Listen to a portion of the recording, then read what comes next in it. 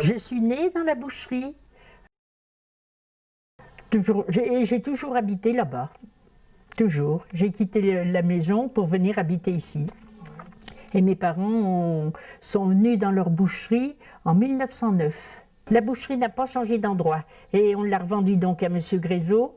Et on était contents avec mon mari quand on a vendu cette boucherie à M. Grézeau qui était apprenti chez nous. Alors, puis ils sont très gentils tous les deux et on était bien contents de leur avoir vendu. Comme voisin, on avait M. Couty qui était donc épicier. Je continue dans ce sens. Alors, M. Couty, épicier, à côté, c'était Mademoiselle Massu qui était chapelière.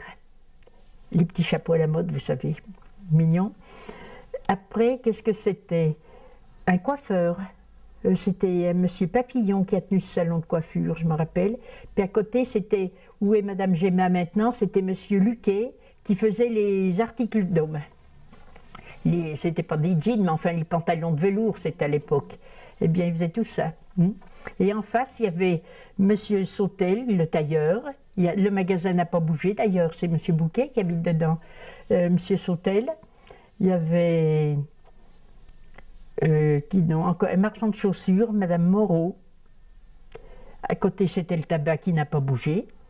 Et à côté, c'était Monsieur Taillet qui était cordonnier. Et il a vendu après et ça s'est fini en primeur. Et maintenant, c'est le magasin de vêtements chez Sandrel. Oui. Puis il y avait plus loin, le quincaillier, je l'ai toujours connu le quincaillier. C'était Fèvre qui s'appelait, et Madame Guillemin qui était marchande de chaussures, Boyau, et Madame Guillemin a repris la succession de Mme Boyau, c'était sa maman. Une vie de quartier, exactement. C'était chaud, quoi, voilà. Et on ne peut pas dire qu'on avait tellement des distractions. Oui, c'est vrai qu'il y avait une vie, et puis il n'y avait pas tant de circulation que maintenant. Bon, il n'y avait pas ça, on se mettait sur le trottoir, maintenant vous pouvez c'est impossible, mais c'est agréable. Même en gardant le magasin, si j'avais pas beaucoup de monde, je me mettais sur le trottoir, il y en a 2-3 qui venaient bavarder, comme ça c'était...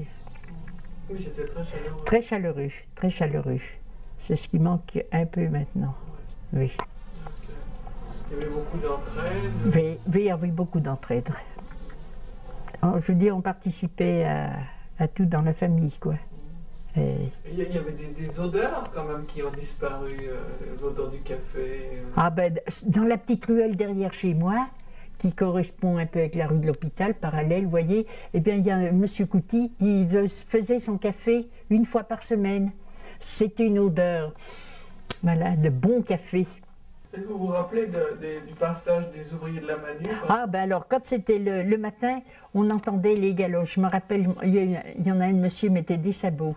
Tous les matins, vers les 7 heures à peine, il passait et je disais, tiens, M. Charpie, il passe.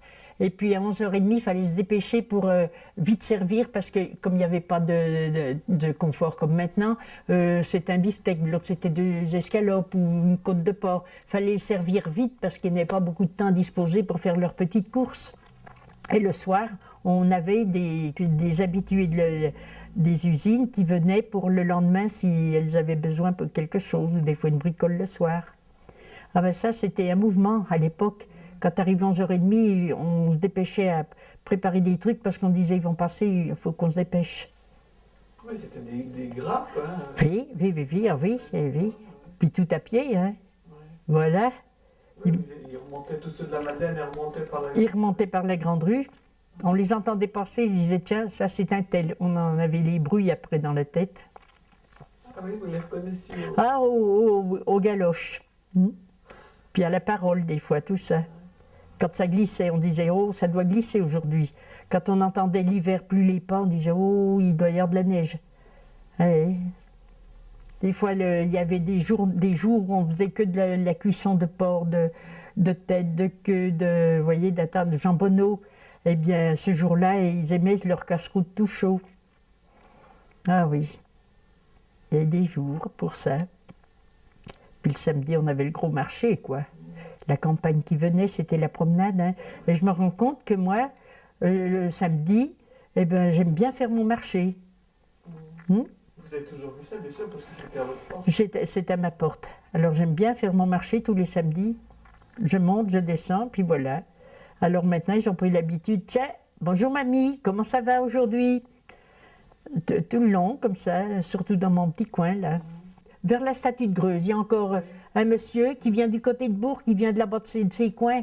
Bonjour, Mme Collat, le bon temps, quand vous étiez la bouchère, tout ça. Il se rappelle de tout, ce monsieur aussi. Ah bon? Oui, oui, oui. Tous les samedis, il vient.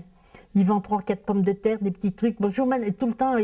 Bonjour, Mme Collat, comment ça va? Ah, c'est pas comme dans le temps, qu'il me dit toutes les fois. À côté, il y a deux dames qui sont un peu plus jeunes, qui vendent 2-3 volailles, vous voyez, comme ça. Mais je crois que c'est les seuls qu'on voit encore qui font ça. Puis les rongères.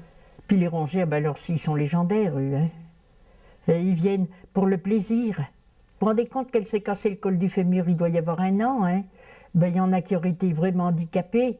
Je ne dis pas qu'elle n'est pas handicapée quand même, mais enfin, ils viennent quand même. C'est leur vie, ça, c'est tout. Où ça m'a fait de la peine, un jour, j'en causais hier avec quelqu'un, je ne me rappelle plus qui on parlait des dames de plate, tout ça. Eh bien, je disais, Mme Robioni, elle nous lavait notre linge.